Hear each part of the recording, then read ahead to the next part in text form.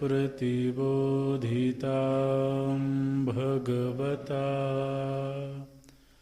नारायणेन स्वयं व्यासेन ग्रथितां पुराणमुनिना मध्ये महाभारतम् अद्वैतामृतवर्षिणीं भगवतीम् अष्टादशाध्यायिनीम्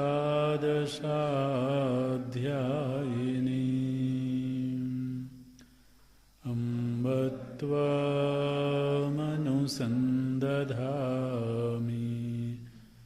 भगवद्गीते भवद्वेषिणी।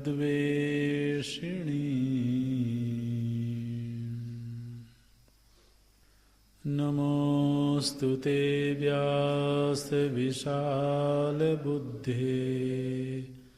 फुल्लारविन्दायतपत्रनेत्र येन त्वया भारततैलपूर्णः प्रज्वालितो ज्ञानमय प्रदीप प्रपन्नपारिजाताय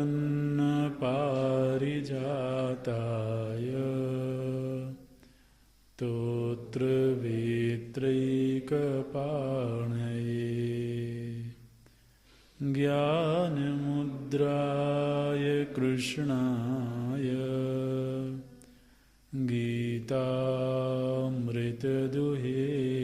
नमः। सर्वोपनिषदो गावो दुग्धा गोपालनन्दना पार्थो वत्सः सुधीर्भोक्ता दुग्धं गीतामृतं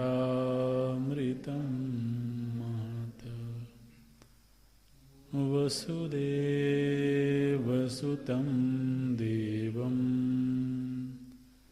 कंसचाणूरमर्दनं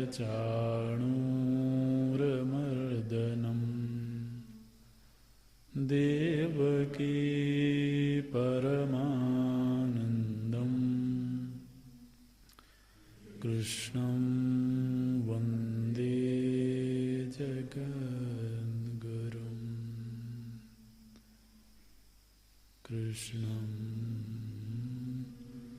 वन्दे जगद्गुरुम्।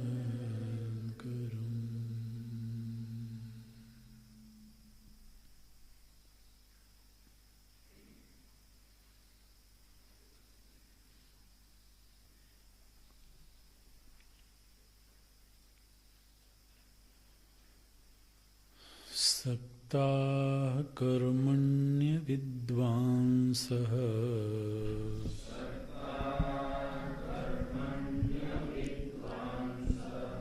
यथा कुर्वन्ति भारत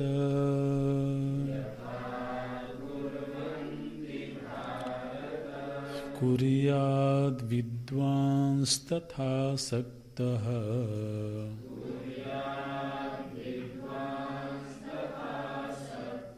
चिकीर्षुर्लोकसंग्रहम्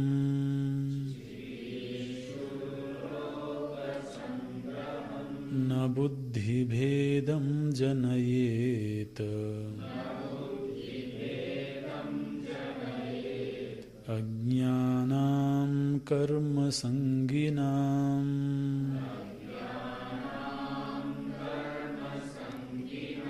जोषयेत् सर्वकर्माणि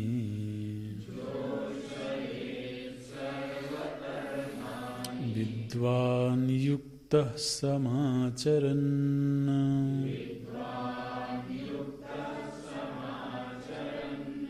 प्रकृतेः क्रियमाणानि गुणैः कर्माणि सर्वशः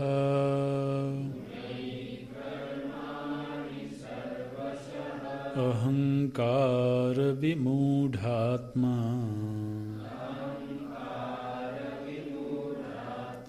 कर्ताहमिति मन्यते प्रकृतेः क्रियमाणानि गुणैः कर्माणि सर्वशः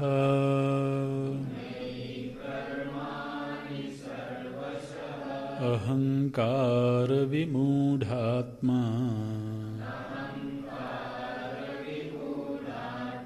कर्ताहमिति मन्यते तत्त्ववित्तु महाबाहो गुणकर्म विभागयोः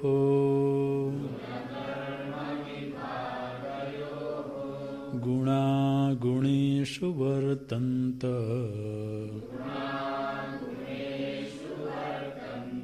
इति मत्वा न सज्जते तत्त्ववित्तु महाबाहो गुणकर्म विभागयोः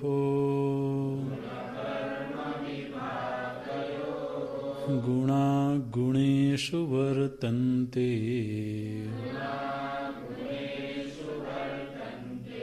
इति मत्वा न सज्जते प्रकृतेर्गुणसम्मूढाः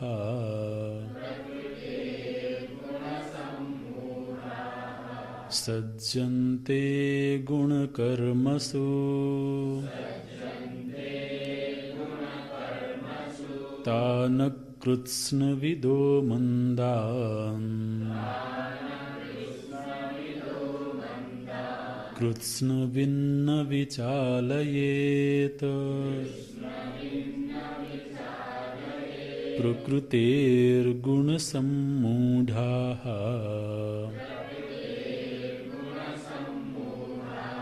सज्जन्ते गुणकर्मसु तान् कृत्स्नविदो मन्दान् कृत्स्नविन्न विचालयेत् कृत्स्नविन्न विचालयेत्। अविद्वान् अज्ञः कथं कर्मसु सज्जते इति आह। प्रकृतेः प्रकृतिः प्रधानं सत्वरजस्तमसां गुणानां साम्यावस्था। तस्याः प्रकृतेः गुणैः विकारैः कार्यकरणरूपैः क्रियमाणानि कर्माणि लौकिकानि शास्त्रीयाणि च सर्वशः सर्वप्रकारैः। अहंकार विमूढात्मा कार्यकरणसंघातात्मप्रत्ययः अहंकारः। तेन विविधं नानाविधं मूढः आत्मा अंतःकरणं यस्य सः अयम्। कार्यकरणधर्मा कार्यकरणाभिमानी अविद्यया कर्माणि आत्मनि मन्यमानः तत्तत्कर्मणाम् अहं कर्ता इति मन्यते। यः पुनः विद्वान् तत्त्ववित्तु महाबाहो कस्य तत्त्ववित् गुणकर्म विभागयोः गुणविभागस्य कर्मविभागस्य च तत्त्वविद् इत्यर्थः। गुणाः करणात्मका गुणेषु विषयात्मकेषु वर्तन्ते न आत्मा इति मत्वा न सज्जते शक्तिं न करोति। ये पुनः प्रकृतेः गुणैः सम्यक् मूढाः सम्मोहिताः सन्तः सज्जन्ते गुणानां कर्मसु गुणकर्मसु वयं कर्म कुर्मः फलाय इति तान् कर्मसंगिनः अकृत्स्नविदः कर्मफलमात्रदर्शिनः मंदान् मंदप्रज्ञान् कृत्स्नविद आत्मविद स्वयं न विचालयेत् बुद्धिभेदकरणम् एव चालनम् तत् न कुर्यात् इत्यर्थः। लोक संग्रह के प्रकरण में प्रभु जी वो सभी विद्वानों को, ज्ञानियों को एक तरह से आज्ञा देते हैं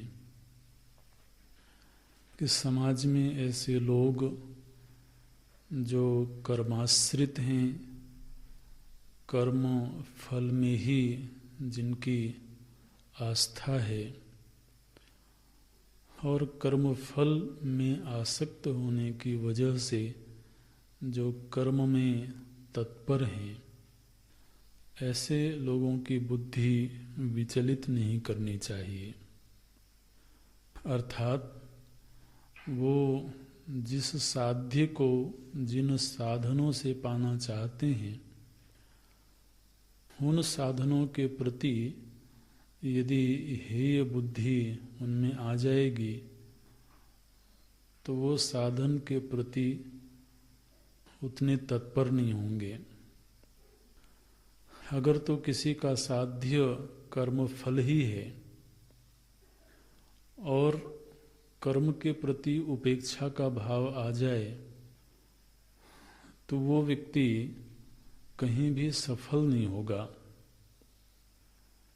क्योंकि अभी कर्म फल के प्रति उसकी आसक्ति गई नहीं है और वह कर्म फल जिस साधन से प्राप्त होगा उस साधन रूप कर्म के प्रति कहीं हेय बुद्धि बन गई तो साधन को त्याग बैठेगा और साध्य के प्रति आसक्ति बनी रहेगी। ऐसी स्थिति में वो जीवन में अव्यवस्थित हो जाएगा और ये किसी भी ज्ञानी का, किसी भी विद्वान का ये कर्तव्य नहीं है कि वह किसी के जीवन को अव्यवस्थित करे। जरूरत यह है कि वो जिस पायदान पर खड़ा है उसमें और कैसे सुधार होवे और उससे संक्रमण का, उससे उत्थान का क्या तरीका होना चाहिए, ये उसको बताया जाए।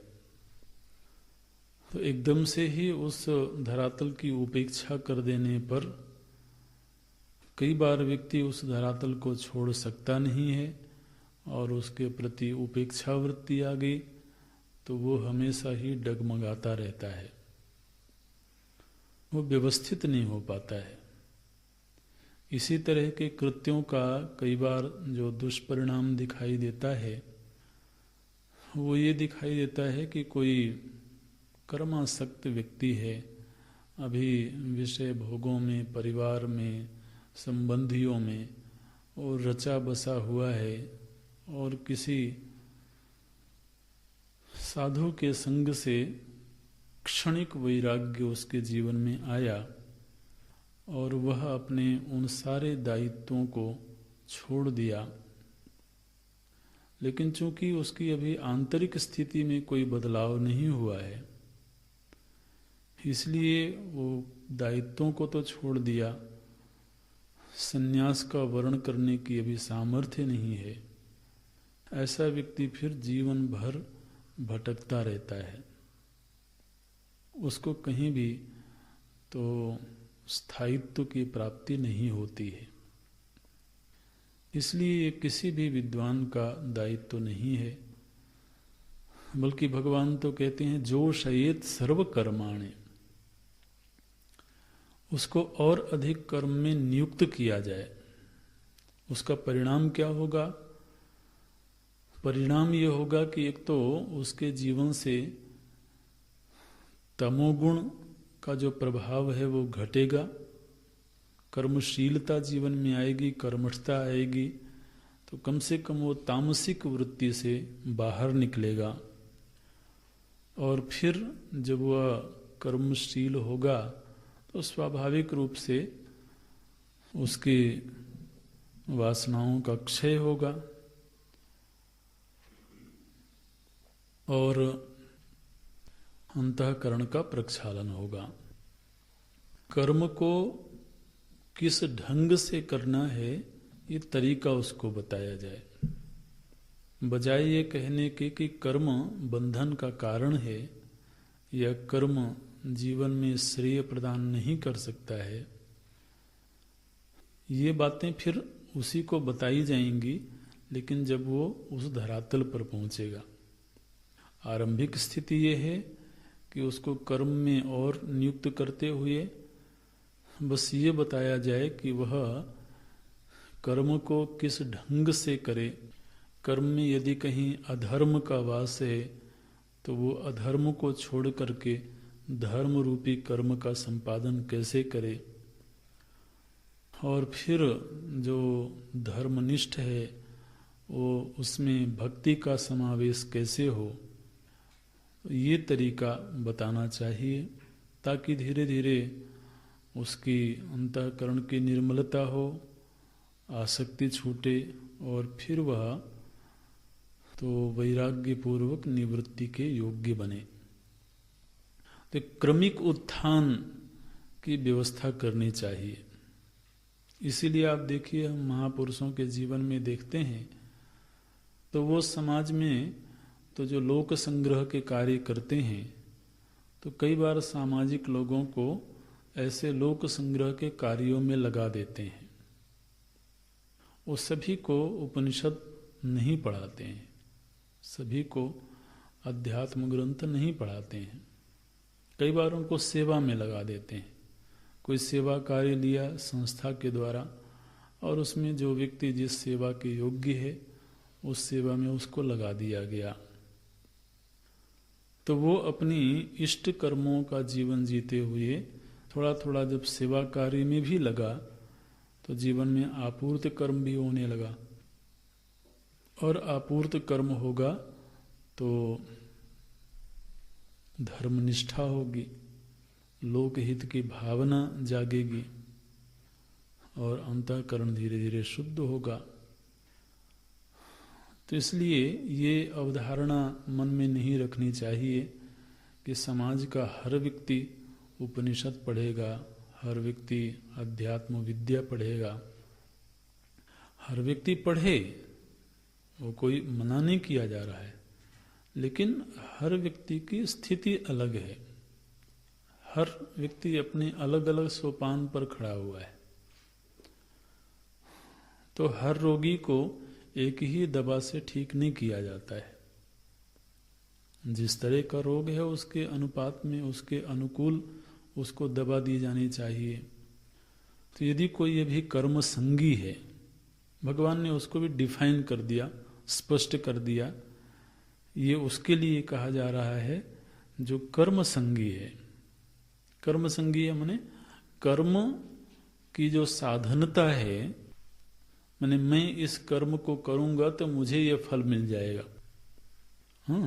तो कर्म में सीधे किसी की आसक्ति होती नहीं है, चूंकि कर्म से फल मिलने वाला है, इसलिए फल को ध्यान में रखते हुए तत्त कर्मों में प्रीति हो जाती है।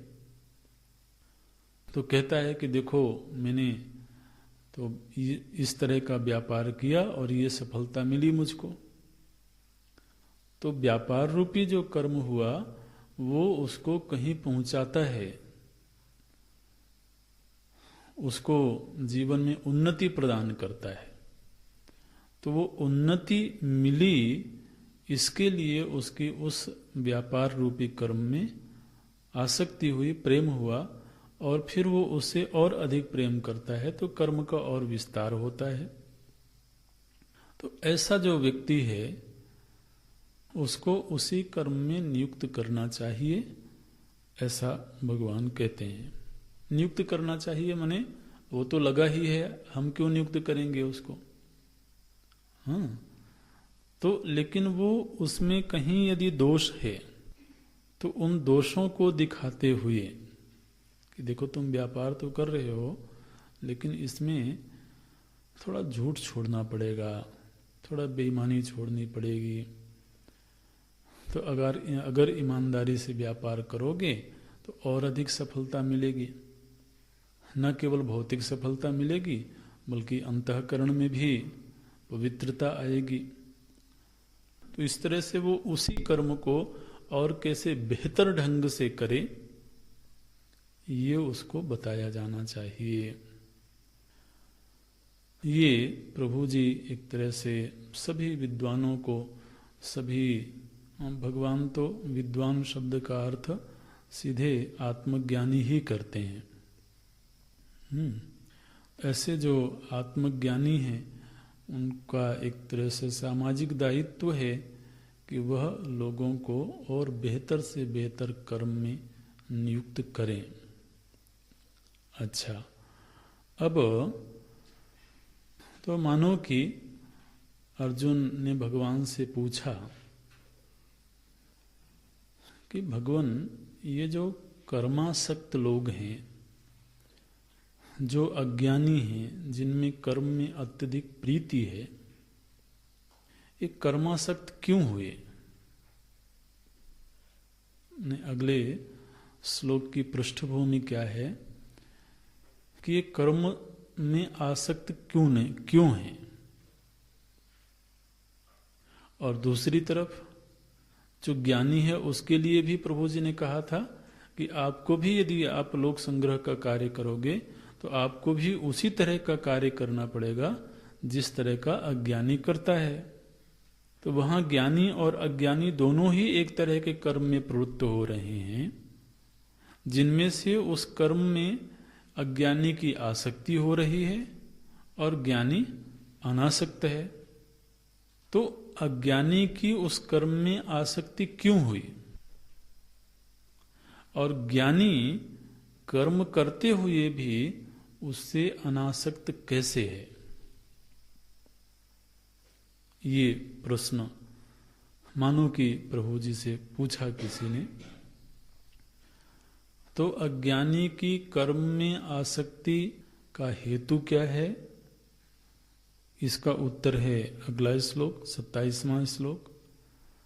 और जो ज्ञानी है वह प्रवृत्ति करते हुए भी उस प्रवृत्ति रूप कर्म से आसक्त कैसे रहते हैं, इसका उत्तर है अगला 28वां श्लोक। ऐसे इन प्रश्नों के परिप्रेक्ष्य में ये श्लोकों को देखेंगे। भगवान भाष्यकार जी यही संगति लगाते हैं, अविद्वान अज्ञः कथम कर्मसु सज्जते। ये पंक्ति मिली है आपको, 27वें श्लोक के पहले है। अविद्वान, जो अविद्वान है वह अज्ञ है, जानकार नहीं है। कर्मसु कथम सज्जते, वो कर्म से आसक्त कैसे हो गया? तो पहली बात तो ये ध्यान में रखना कि ये कर्म से आसक्ति का मतलब क्या होता है। कर्म संगी किसको कहते हैं? जैसा कि अभी भी चर्चा करी हमने कि समाज में अधिकतम संख्या उन्हीं लोगों की है जो कर्म से ही फल पाते हैं और उसी में जीवन जीते हैं। आप देखिए, अधिकतम मानव समुदाय तो उसी तरह का जीवन जी रहा है, और बल्कि जो किसी कर्म में नहीं लगा हुआ हो उसको लोग निकम्मा समझते हैं। तो कोई महात्मा जी हैं तो अगर मिल गए तो उनसे भी पूछेंगे कि आप क्या करते हो। पहला प्रश्न यही होता, जब परिचय हुआ, कहीं अनजान लोगों के बीच में गए और मेल जोल हुआ तो पूछेंगे आप कहाँ से हो। पहला प्रश्न ये होगा कहाँ से हो। फिर अगला प्रश्न क्या होगा? क्या करते हो। ये जो क्या करते हो प्रश्न है, ये क्या प्रश्न है? ये प्रश्न ये है कि कोई भी आदमी हो और कुछ करता ना हो, ये कैसे हो सकता है? और क्या करते हो माने वो जीवन में उपलब्धियों के लिए आपने कौन से कर्मों का चुनाव किया है। आपस में भी जब लोग परिचय करते हैं एक दूसरे का तो पूछते हैं क्या करते हो, क्या करते हो माने आप नौकरी करते हो कि व्यापार करते हो, ये क्या करते हो। ये प्रश्न क्यों पूछा जाता है कि हर व्यक्ति के जीवन में कोई ना कोई प्राप्तव्य तो है, तो उस प्राप्तव्य की सिद्धि के लिए व्यक्ति कर्म के किसी ढंग का चुनाव करता है। तो ये सोच पाना भी बड़ा मुश्किल होता है कि कोई ऐसा व्यक्ति भी हो सकता है जिसने कर्म के किसी ढंग को न चुना हो। तो फिर महात्माओं को भी बताना पड़ता है कि क्या करते हैं। बोले प्रवचन करते हैं जी, ये योग सिखाते हैं, माने कुछ ना कुछ बताना पड़ेगा कि क्या करते। अगर आपने कहा कि कुछ नहीं करता हूं तो बड़ी हिकारत की नजर से देखेगा आपकी ओर, ये आदमी बताओ ठीक ठाक तो है, करता कुछ नहीं है। तो कुछ नहीं करता है ये बड़ी प्रशंसा की बात नहीं मानी जाती है। ये कर्म संगी को पहचानना, भगवान ने शब्द दिया है कर्म संगी नाम। ने जीवन में कोई प्राप्तव्य है और उस प्राप्तव्य की सिद्धि किसी न किसी प्रवृत्ति से होगी, किसी न किसी कर्म से होगी, तो निश्चित रूप से जिस कर्म से हमारे प्राप्तव्य की सिद्धि होगी उस कर्म से आसक्ति तो होनी ही है। तो अगर धन चाहिए और धन की प्राप्ति नौकरी करने से होती है तो नौकरी में तो प्रेम हो जाएगा, व्यापार से होती है तो व्यापार से प्रेम हो जाएगा, अरे प्रवचन से होती है तो प्रवचन से प्रेम हो जाएगा। तो कर्म का जीवन में कोई ढंग होवे जो जीवन में अभीष्ट वस्तुओं को प्रदान करे और फिर वो जो साधन रूप कर्म है उससे प्रेम हो जाना, ये बिल्कुल स्वाभाविक स्थिति है। ऐसी स्थिति में जो है, ऐसी स्थिति में जो जी रहा है, ऐसे व्यक्ति की संज्ञा होगी कर्म संगी। यहां तक के लोग पूछेंगे अच्छा अभी आप वेदांत पढ़ रहे हो, बोले हाँ जी वेदांत पढ़ रहे हैं, फिर क्या करोगे। ये सवाल तो हमेशा ही साथ में लगा रहेगा, क्या करोगे, अब वेदांत पढ़ के क्या करोगे। तो कुछ न कुछ तो बताना पड़ेगा, क्या करूंगा। तो जो कर्म संगी है वो कर्म संगी क्यों है, ये प्रश्न यदि प्रभु जी से पूछा जाए तो भगवान बोलते हैं अगले श्लोक में, हम बोले अर्जुन पहले तो हम एक सिद्धांत की बात आपको बताते हैं और फिर ये कर्म संगी कैसे बना कोई उसकी चर्चा करेंगे। सिद्धांत की बात क्या है, बोले सर्वशः कर्माणि सर्वशः क्रियमाणानि कर्माणि प्रकृतेः गुणैः। सर्वशः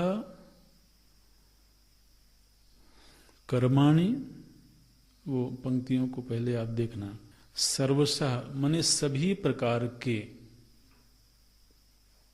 क्या सभी प्रकार के, बोले क्रियमाणानि कर्माणि, सभी प्रकार के क्रियमाण कर्म।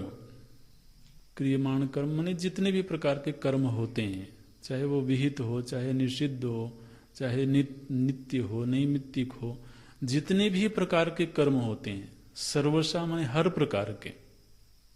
क्रियमाणी का आप जानते हैं, क्रियमाणानि माने संपादित होने वाले कर्म, किए जाने वाले कर्म। क्रियमाण का यहाँ पर अर्थ आगामी ऐसे नहीं करना, माने जीवन में जितने भी प्रकार के कर्म संपादित होते हैं, सर्वशः सभी प्रकार के कर्म वास्तव में तो गुणों के द्वारा संपादित होते हैं। पहली पंक्ति में क्या सिद्धांत बता रहे हैं भगवान कि प्रकृते गुणैः, गुणों के द्वारा, गुणैः माने गुणों के द्वारा। किसके गुण? बोले प्रकृते है, तो प्रकृते है शब्द गुण के साथ जाएगा। प्रकृते है गुणैः, प्रकृति के गुणों के द्वारा हर प्रकार के कर्म संपादित होते हैं। हिंदी में इस पूरे वाक्य का अर्थ क्या बना? जीवन में संपादित होने वाले समस्त कर्म प्रकृति के गुणों के द्वारा किए जाते हैं।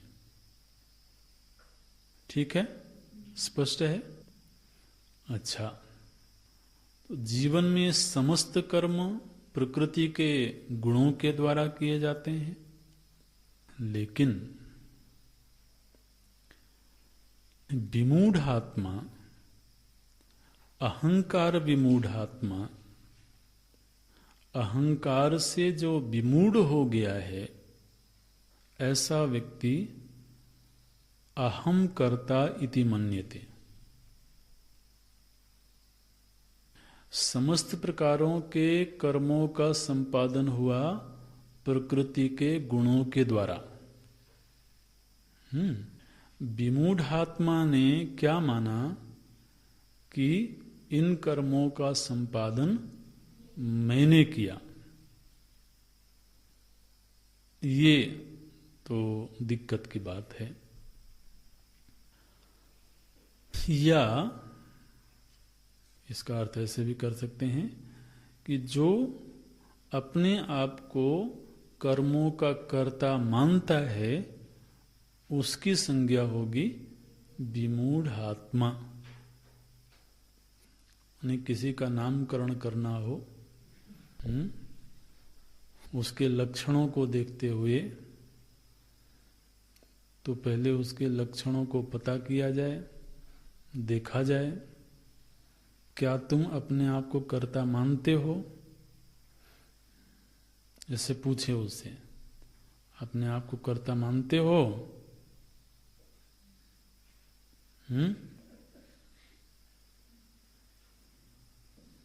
मना नहीं करना, क्योंकि उसमें बड़ा खतरा है। मानो कि हमने कोई अच्छा काम किया हो, और हमसे पूछा गया कि तुमने किया। अब हम समझदारी दिखावें कि नहीं नहीं जी मैं करता नहीं हूं, तो उस कर्म के संपादित होने के बाद मिलने वाली जो क्रेडिट है वो आपको नहीं मिलने वाली है फिर। इसलिए सिर हिलाते समय भी सावधानी रखना। अब समस्या दोनों तरफ है। यदि तो कह दिया कि हाँ मैंने किया है, तो बोले अच्छा आज से तुम्हारा एक नया नाम रखते हैं। क्या नाम रखते हैं?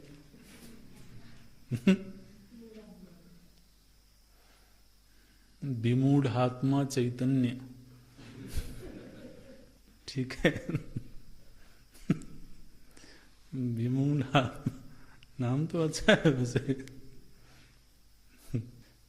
और यदि कह दिया कि नहीं मैंने नहीं किया, तो फिर फल की उम्मीद मत करना। फिर बोलेंगे भाई जब तुमने किया ही नहीं तो तुमको क्यों दिया जाए? तो दोनों तरफ से बांधते हैं। गुणैः कर्माणि क्रियमाणानि, गुणों के द्वारा कर्मों का संपादन हुआ। इसका मतलब क्या है? भगवान भाष्यकार जी व्याख्या करते हैं, बोलते हैं देखो प्रभु जी ने कहा प्रकृते है। प्रकृति माने क्या? बड़ी सुंदर व्याख्या की गई है। बोलते हैं प्रकृते है प्रकृति प्रधानम, जिसको सांख्य दर्शन में, योग दर्शन में प्रधान कहा गया है, तो उसी की चर्चा यहाँ भगवान कर रहे हैं।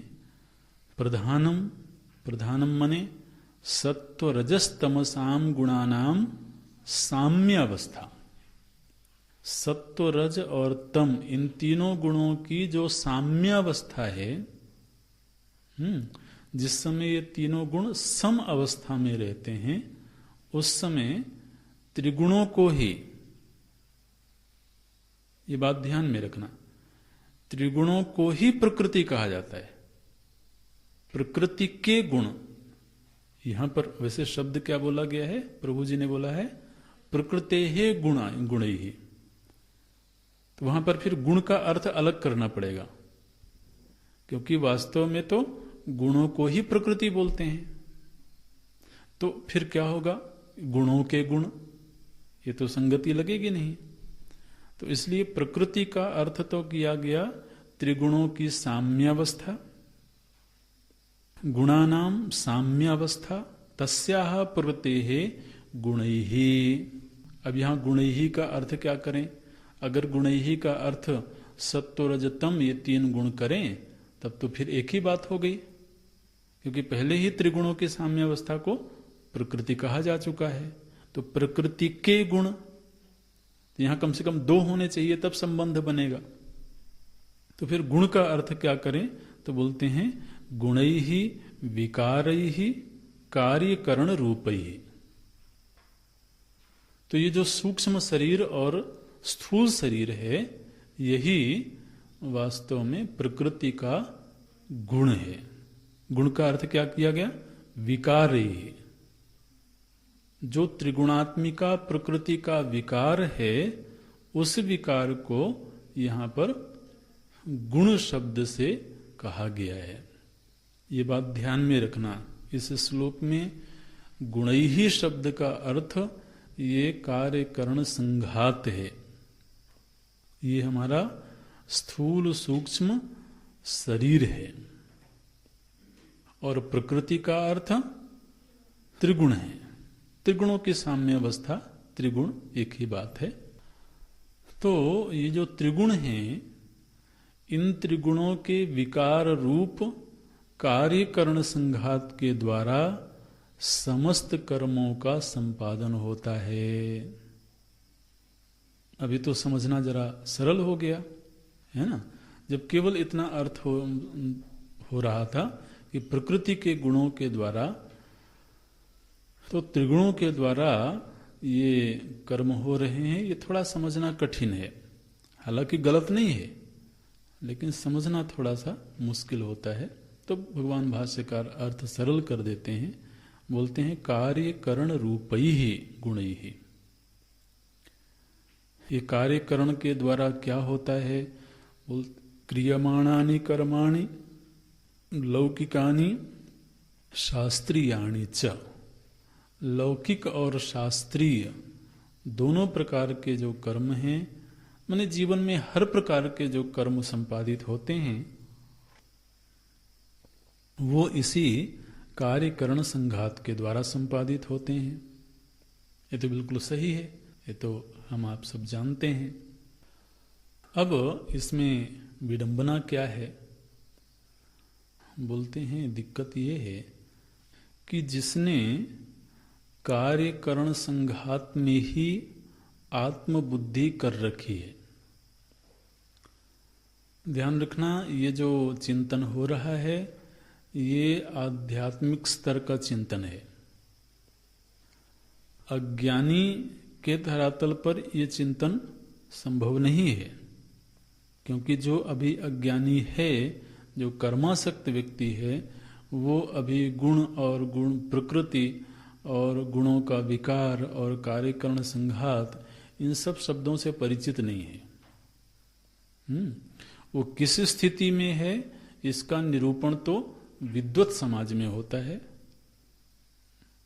जो चिंतन करने वाले लोग हैं वो चिंतन करते हैं, लेकिन जो उस स्थिति में है वो तो अभी जानता भी नहीं है कि मैं इस स्थिति में क्यों हूं।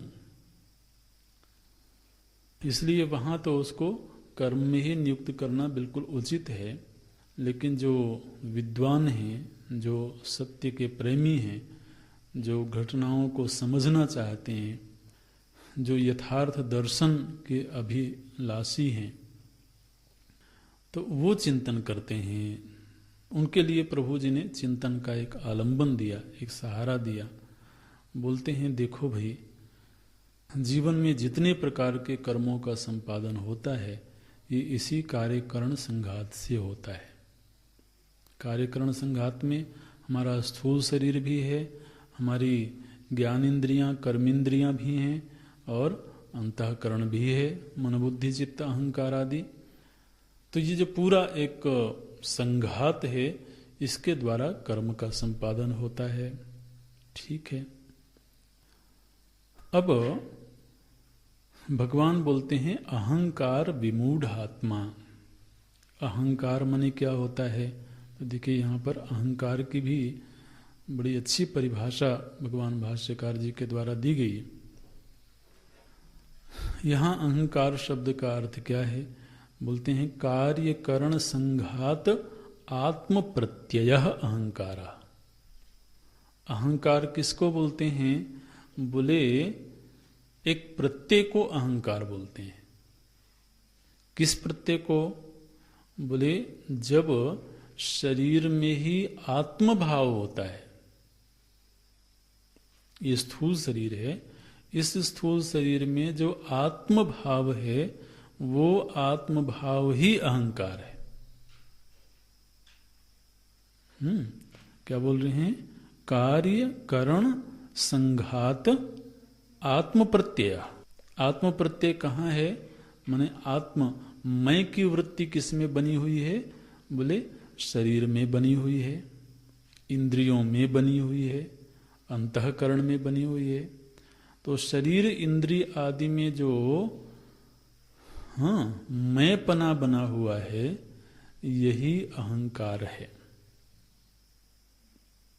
और इसी अहंकार की वजह से उसका अंतःकरण विमूढ़ हो गया। माने जो अभी इसी प्रत्यय को लेकर के जी रहा है,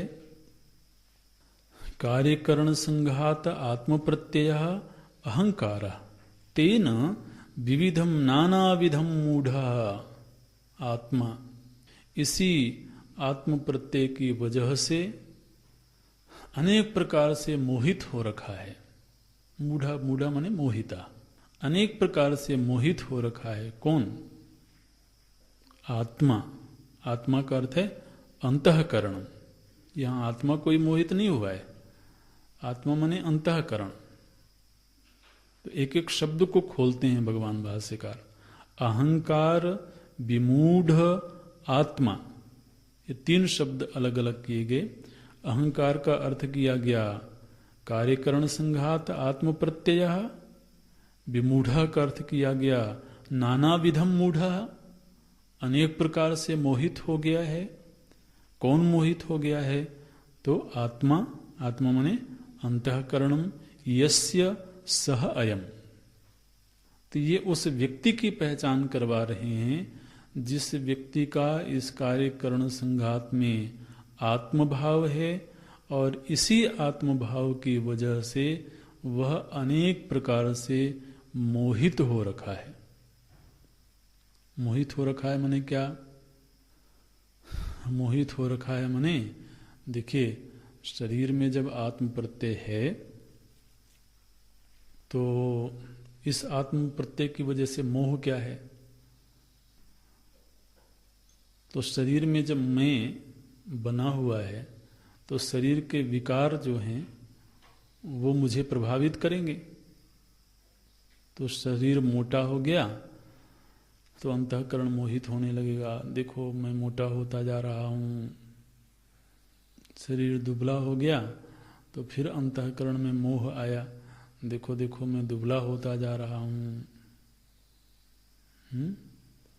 तो ये अंतःकरण में इतने सारे मोह व्याप्त हो रहे हैं ना। फिर मैं बीमार हो गया, फिर मैं रोगी हो गया। ये चित्त में सारे जो मोह आ रहे हैं, ये मोह कहाँ से आ रहे हैं? इसी देहात्म प्रत्यय की वजह से आ रहे हैं। तो देहात्म प्रत्यय तो हुआ अहंकार, और इस अहंकार की वजह से चित्त में मोह आया, और फिर मोह आया तो व्यक्ति परेशान होता है, दुखी होता है, सुखी होता है। तो ऐसे व्यक्ति को कहा गया अहंकार विमूढ़ आत्मा। ये जो अहंकार विमूढ़ आत्मा है, ये क्या करता है? बोले गुणों के द्वारा किए हुए कर्मों को महाराज कूद पड़ा। कर्म तो कर रहे थे गुण, और बीच में जाकर के कूद गया और क्या कहता है? मैंने किया है। ये तो भगवान बड़ी अच्छी कला बता रहे हैं कि करो तुम और जिम्मेदारी डाल दो गुणों के ऊपर। वास्तव में किया ही गुणों ने है। हम जबरदस्ती बीच में कूद गए और कहने लगे कि मैंने किया, मैंने किया। महाराज ये कर्तृत्व पर ना जितना ही विचार करेंगे, ये उतना ही झूठा मालूम पड़ेगा। बिल्कुल उतना ही झूठा मालूम पड़ेगा। शरीर में तो जैसे हाथ के द्वारा कोई कर्म हुआ, तो आप देखिए हाथ में भी जो क्रिया हो रही है, हम ये नहीं कह सकते हैं कि हाथ की क्रिया में मेरी कोई भूमिका है। शरीर में रक्त संचार हो रहा है, माने शरीर में किस किस तरह की घटनाएं घट रही हैं, कभी देख करके सुन करके आश्चर्य होता है कि डॉक्टर ने इंजेक्शन लगाया, कोई दवाई डाली रक्त में, और दवाई डालने के कुछ सेकंड के अंदर वो दवाई पूरे शरीर में फैल गई।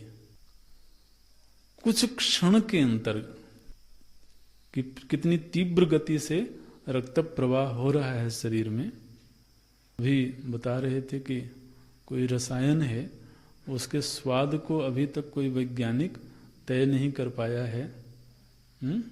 साइनाइड तो कोई भी वैज्ञानिक अभी उसके स्वाद को तय नहीं कर पाया। क्यों? क्योंकि स्वाद लेने के लिए उसको जिह्वा में रखना पड़ेगा, और जिह्वा में रखा और रखने के कुछ सेकंड के अंदर ही वो पूरे शरीर में फैल गया और उसकी मृत्यु होगी। इतना विषैला होता है वो। तो जब तक वो उसके स्वाद को बतावे, तब तक में तो जयराम जी की। आप सोचिए शरीर में ऐसी घटना घट रही, हमारी क्या जिम्मेदारी है भाई? हम रक्त प्रवाह कर रहे हैं क्या? हम हड्डी बना रहे हैं क्या? भोजन हमने कर लिया, हम पचा रहे हैं क्या? शरीर में तो जो घटना घट रही है वो प्रकृति के व्यवस्था के अंतर्गत घट रही है। उसमें ये मैं की क्या भूमिका है? अगर हम ईमानदारी से देखें, सामने दृश्य है, नेत्र खुला हुआ है, तो नेत्र ने दृश्य को देखा, इसमें मैं की क्या भूमिका है?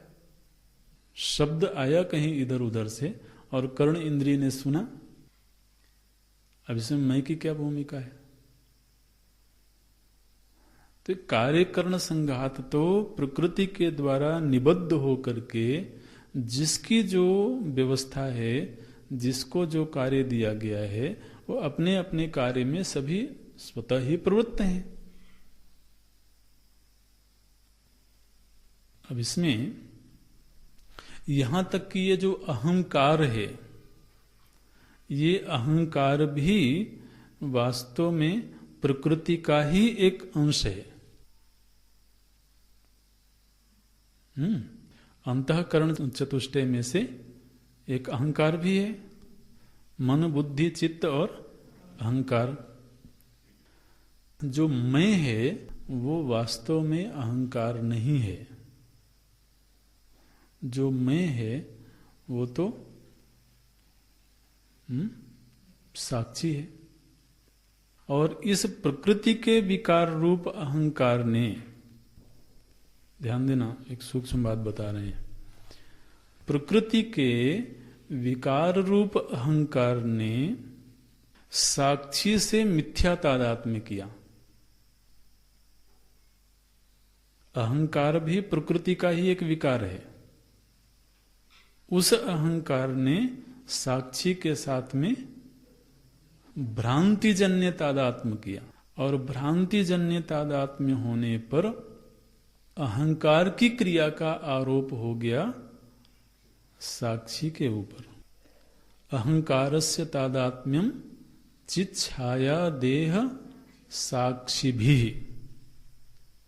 ये श्लोक आप याद करें तो वहां क्या कह रहे हैं, अहंकारस्य, अहंकार का, कौन से अहंकार का, जो अंतःकरण चतुष्टय में से एक अवयव है, उस अहंकार का तादात्म्य हुआ किस किस से, चित् छाया देह साक्षी भी।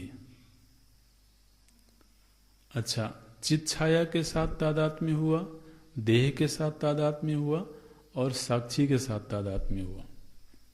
साक्षी के साथ जो तादात्म्य है वो तादात्म्य कैसा है, भ्रांतिजन्य। देह के साथ जो तादात्म्य है वो कर्मज है और चित् छाया के साथ सहज है।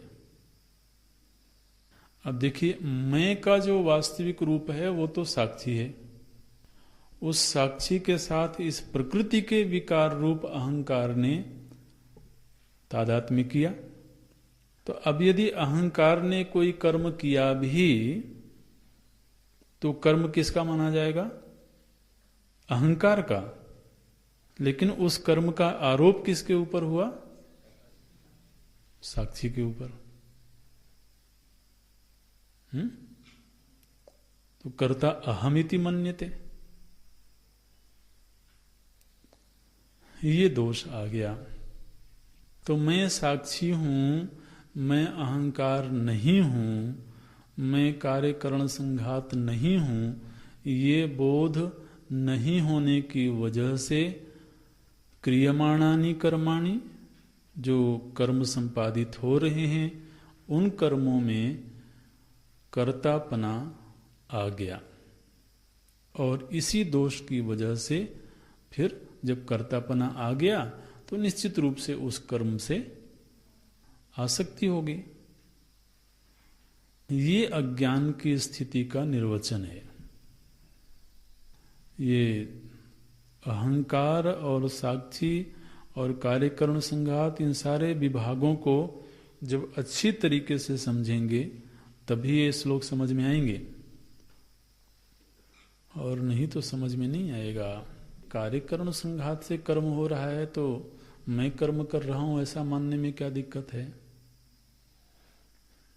तो मानने में दिक्कत यही है कि मैं तो वास्तव में साक्षी है और जो मैं है वो अहंकार भी नहीं है, क्योंकि अहंकार तो प्रकृति का एक विकार है। तो उस अहंकार के साथ में भी वास्तव में मेरा कोई संबंध नहीं है। लेकिन ये दोष ऐसा आ गया कि एक तो अपने को साक्षी के रूप में नहीं जाना। अच्छा, इस नहीं जानने का दुष्परिणाम क्या हुआ कि अहंकार को ही मैं के रूप में स्वीकार किया। ध्यान रखना, ये अहंकार भी कार्यकरण संघात का ही एक अवयव है। प्रभु जी ने क्या कहा है, गुणैहि क्रियमाणानि कर्माणि। तो उन गुणैहि के अंतर्गत अहंकार भी आएगा।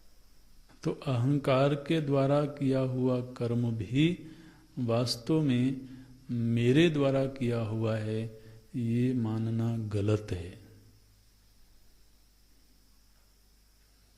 और इसी गलत मान्यता की वजह से कर्म के फल से, कर्तृत्व से, स्वयं कर्म से संग हो गया है। अहंकार विमूढ़ आत्मा कर्ता अहम इति मन्यते। मैंने किया किसी और ने और जिम्मेदारी किसी और ने ले ली, और जिसने जिम्मेदारी ले ली फिर उसको जेल तो जाना ही पड़ेगा। समझते हैं ना। फिर रोने से क्या फायदा। अरे भाई, पहले ही कह देते कि मैंने नहीं किया है तो रोने की नौबत किधर आती। ट्रेन में कोई यात्रा कर रहा था, उसने देखा कि कोई माताजी आई, बड़ा सुंदर सा सूटकेस लिए हुए, और उसके बगल के बर्थ में आकर के बैठी। वो बेचारा लालची आदमी था, बड़ा सुंदर सा सूटकेस देखा उसने, उसको लगा बड़ी कीमती चीजें होंगी इसमें। तो माता जी आई और उन्होंने कहा कि भाई साहब जरा आप इसको देखना, तो मैं जरा घूम के आती हूँ। अरे भाई साहब तो चाहते थे तो अब वो माता जी तो सूटकेस वहां छोड़ के गई, वो ट्रेन तो चली गई, वो लौट के आई ही नहीं। थोड़ी देर में पुलिस का दस्ता आया खोजते हुए, तो पूछते रहे कि ये सूटकेस किसका है, ये सूटकेस का है। अब ये जनाब तो लालची थे, उनसे पूछा कि ये सूटकेस किसका है, इन्होंने कहा मेरा है। बोले अच्छा जरा खोल के दिखाओ इसमें क्या है। और उसको खुद को ही नहीं मालूम था कि क्या है इसमें, और उसमें ड्रग्स भरा हुआ था वो सूटकेस। अब बोले चलो हमारी मेहमानबाजी करो थोड़े दिनों। तो क्या हुआ, अब आप चाहे भले लाख कहो कि नहीं मेरा नहीं है जी, पहले तो आपने स्वीकार किया ना कि मेरा है, तो अब किया किसी और ने, और दंड किसको भुगतना पड़ रहा है, जिसने जबरदस्ती कूद करके कह दिया कि मैंने किया है, मेरा है। ये स्थिति होती है। गुणैहि क्रियमाणानि कर्माणि सर्वशः, सर्वशः बड़ी सावधानी से ये शब्द ध्यान देने की बात है। सर्वशः माने फिर ये ना कहे कोई कि नहीं जो पुण्य पुण्य किया है वो तो मैंने किया है, और जो पाप पाप हुआ है वो गुणों के द्वारा हुआ है। इसलिए भगवान बड़ी सावधानी से बोलती हैं, देखो अगर जिम्मेदारी लेना है तो पूरे की लो, और नहीं लेना है तो फिर एक की भी मत लेना। और सर्वशः हर प्रकार के कर्म गुणों के द्वारा संपादित होते हैं, लेकिन अज्ञान की वजह से उनमें कर्तापना आ गया।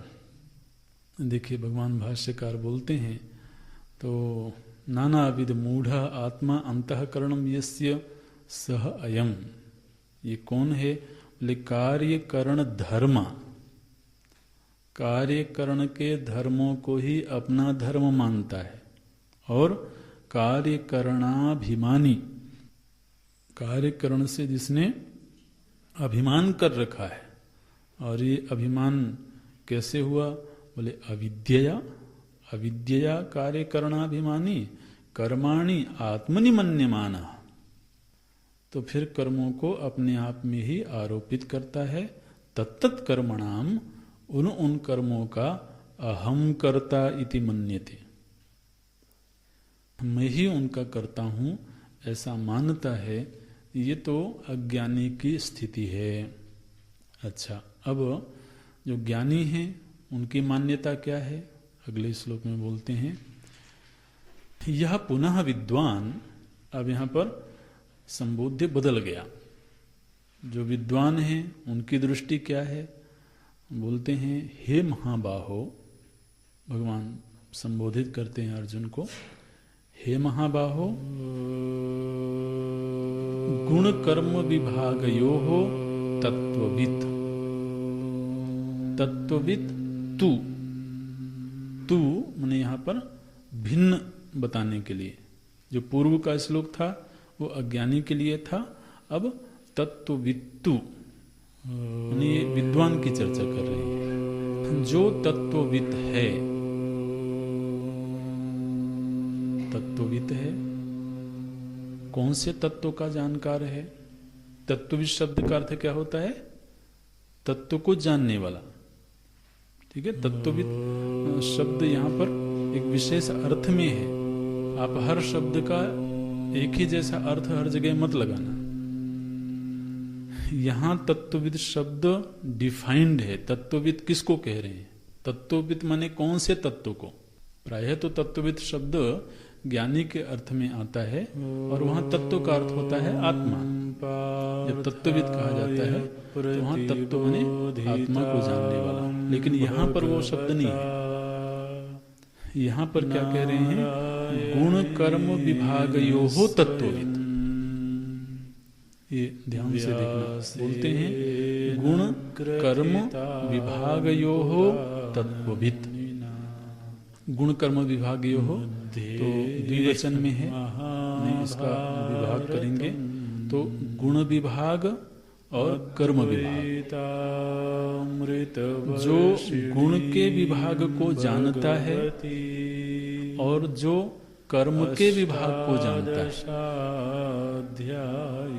गुण विभाग और कर्म विभाग, इन दोनों विभागों को जो जानता है उसको यहाँ पर भगवान कह रहे हैं तत्वविद। ये भगवान भाष्यकार की पंक्तियां देखते रहेंगे साथ में। तत्ववित्तु महाबाहो। प्रश्न करते हैं कस्य तत्वविद, किस तत्व को जानने वाला है? बोलते हैं गुण कर्म विभागयोः, माने गुण विभागस्य कर्म विभागस्य च तत्वविद इत्यर्थः। जो गुण के विभाग को जानता है और कर्म के विभाग को जानता है, इस जानकारी का फल क्या हुआ? बोलते हैं इस जानकारी के बाद उसकी अगली जानकारी ये है कि वो ऐसा मानता है कि गुणाः गुणेषु वर्तन्ते। जिसने गुण विभाग और कर्म विभाग को समझा है, उसकी समझ का परिणाम क्या हुआ? बोले उसको एक मान्यता प्राप्त हो गई। क्या मान्यता प्राप्त हुई? बोले गुणाः गुणेषु वर्तन्ते, गुणों का गुणों में ही वर्तन हो रहा है, एवं मत्वा, ऐसा मान करके किम भवति न सज्जते, वो फिर कर्म में आसक्त नहीं होता है। देखिए प्रभु जी ने ये सज्जते न सज्जते इन शब्दों को बोला था पूर्व के श्लोक में, 25वें श्लोक में। 25वें श्लोक में प्रभु जी ने क्या बोला था? सक्ताः कर्मणि अविद्वांसा यथा कुर्वन्ति भारत। जो अविद्वान लोग हैं वो कर्म में आसक्त रहते हैं, और जो विद्वान है वह कर्म में आसक्त नहीं होता है। देखिए प्रभु जी ने वहां पर केवल शब्दों का प्रयोग किया था, इन्हीं शब्दों की व्याख्या आगे के श्लोकों में की। यह सज्जते, जो आसक्त हुआ, कस्मात् सज्जते, क्यों आसक्त हुआ? तो उसके लिए 27वां श्लोक, क्योंकि वो अहंकार विमूढ़ आत्मा है, तस्मात् सज्जते, इसलिए वह कर्म से आसक्त हुआ। और यह तत्वविद, जो तत्व का जानकार है, सह न सज्जते। देखिए भगवान के प्रवचन में स्वयं भगवान ही आगे व्याख्या करते हैं। वो पहले सूत्र रूप में कोई बात बोलते हैं, फिर उस सूत्र की व्याख्या स्वयं ही भगवान प्रस्तुत करते हैं। तो प्रभु जी ने कहा था जो अज्ञानी है उसका दोष यही है कि वह कर्म से आसक्त हो जाता है।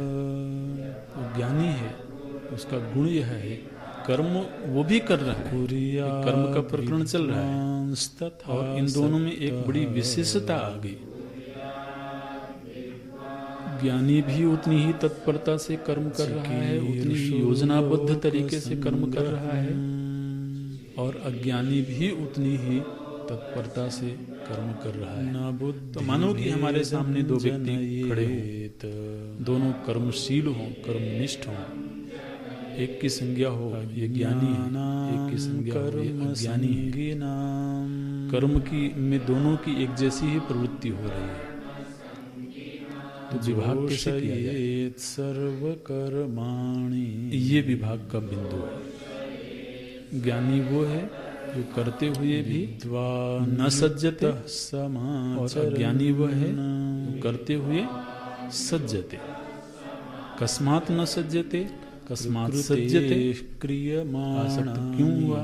और आसक्त क्यों नहीं हुआ, उसकी व्याख्या इन श्लोकों में प्रभु जी कर रहे हैं। कर्माणि सर्वशः। तो इसमें प्रभु क्या बोलते हैं, बोले जब उसने विवेक किया, विचार किया, विमूढ़ा, तो उसने पहले 2 विभाग किए। क्या विभाग किया, बोले एक तो गुणों का विभाग किया और दूसरा कर्म का विभाग किया। कर्म के विभाग में क्या क्या चीजें हैं वो सब कुछ जानता है, गुण के विभाग में क्या क्या चीजें हैं वो सब कुछ जानता है। तो जब उसने कर्म विभाग और गुण विभाग इन दोनों पर चिंतन किया, तो चिंतन करने से उसको एक मान्यता प्राप्त हुई। क्या मान्यता प्राप्त हुई कि देखो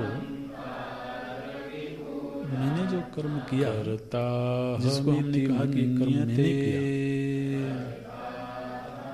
तो वास्तव में इसमें घटना क्या घटी, वित्तु महाबाहो, इसमें घटना ये घटी कि नेत्र ने रूप का दर्शन किया, कर्म विभागयो हो।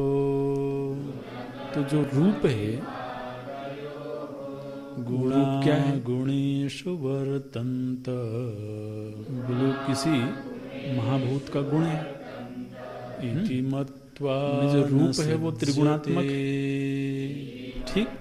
और उस रूप को जिस नेत्र ने या जिस मन ने देखा, तो ये मन और नेत्र ये दोनों भी क्या है, गुण कर्म विभागयो हो, ये भी त्रिगुणात्मक है।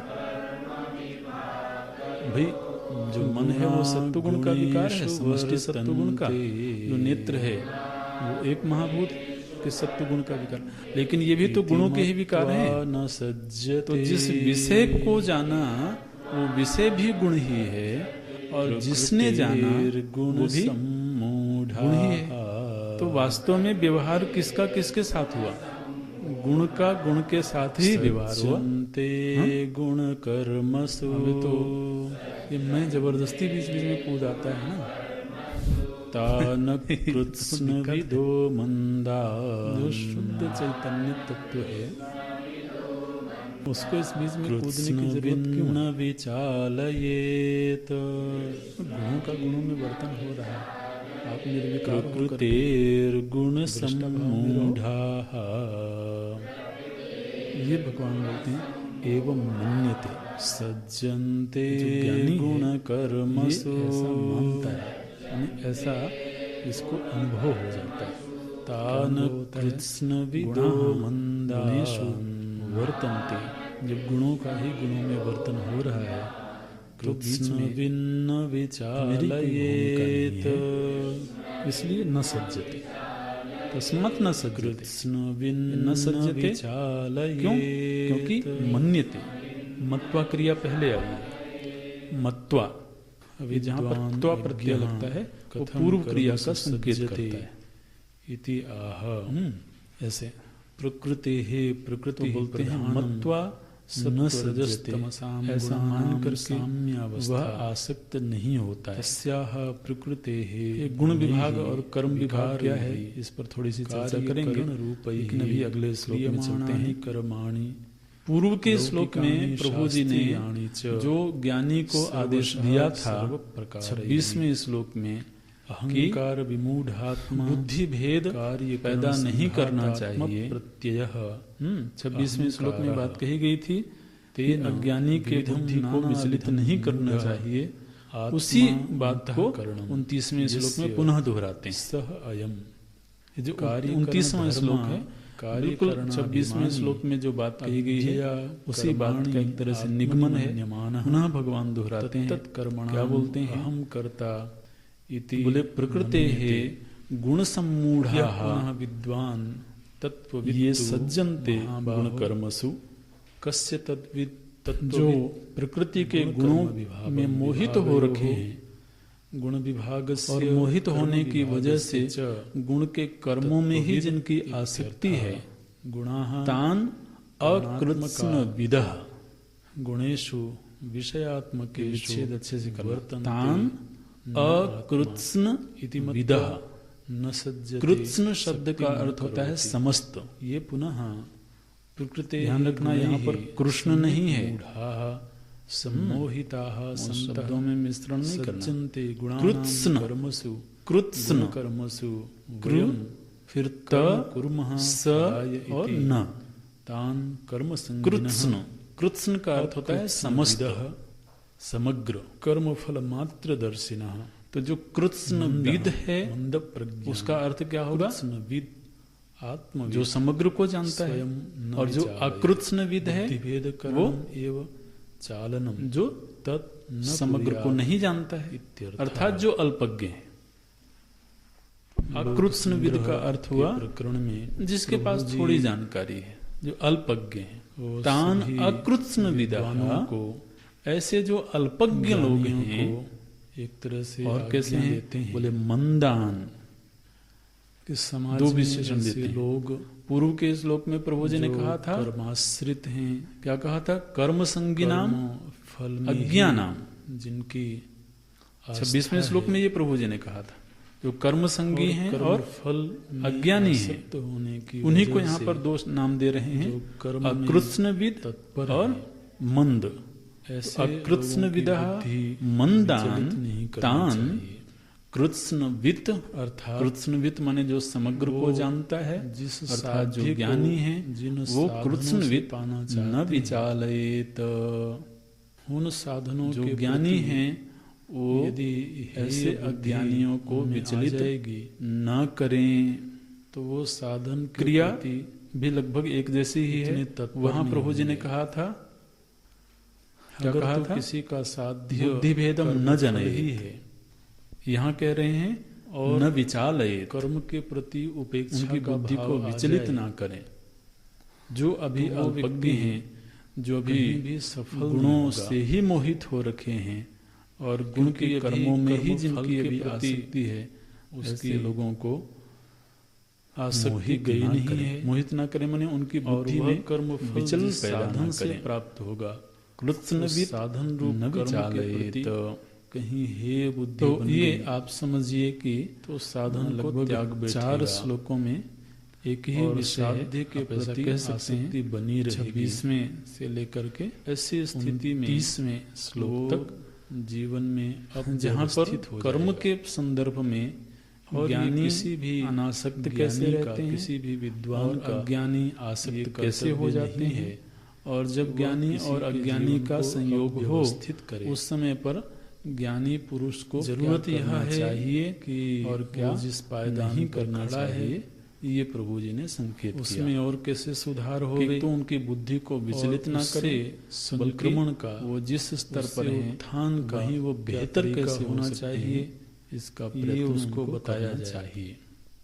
जो ज्ञानी है वो एकदम से कर्म ही करते उस हुए भी धरातल की कथम उपेक्षा न कर देने सज्जते, पर उसके लिए प्रभु जी ने कहा, कई बार व्यक्ति उस गुणाः धरातल गुणेषु को छोड़ सकता नहीं है इति मत्वा, और उसके ऐसा प्रति मान उपेक्षा वृत्ति आ गई तो वो हमेशा इसका ही मतलब ये है डगमगाता रहता है कि जो सज्जते, जो आसक्त व्यवस्थित हो नहीं जाता हो है, पाता है। वो एवं इसी तरह के न कृत्यों मन्यते, का कई बार जो गुणों दुष्परिणाम का गुणों में दिखाई देता वर्तन है, हो रहा है, ऐसा वो वो ये दिखाई देता नहीं है कि मानते कोई हैं। तस्मात् सज्जते कर्मासक्त व्यक्ति यदा है, मन्यते अभी तदा विषय भोगों न में, सज्जते। परिवार में, संबंधियों में और रचा इस बसा श्लोक पर हुआ है। थोड़ा और चिंतन और करेंगे किसी अगली कक्षा में।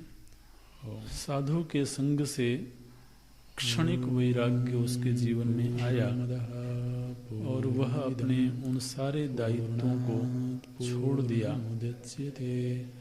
लेकिन चूंकि उसकी अभी आंतरिक स्थिति में कोई बदलाव नहीं हुआ है, इसलिए वो दायित्वों को तो छोड़ दिया, संन्यास का वर्ण करने की अभी सामर्थ्य नहीं है। ऐसा व्यक्ति फिर जीवन भर भटकता रहता है, उसको कहीं भी तो स्थायित्व की प्राप्ति नहीं होती है।